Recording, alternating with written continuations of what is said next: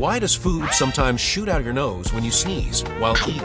It's embarrassing, uncomfortable, and feels totally wrong, but it's actually just a mechanical mishap inside your throat. Your mouth, nose, and throat are all connected, and the timing between them matters more than you realize. So what's really happening? Before I tell, if you don't want this happening to you, click like, tap subscribe, and share this now.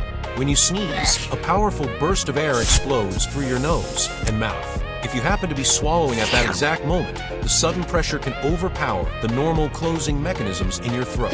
Instead of moving down into your esophagus, the food can get pushed upward into your nasal passages and right out of your nose. In short, it's not weird. It's just bad timing. How many times did I say nose?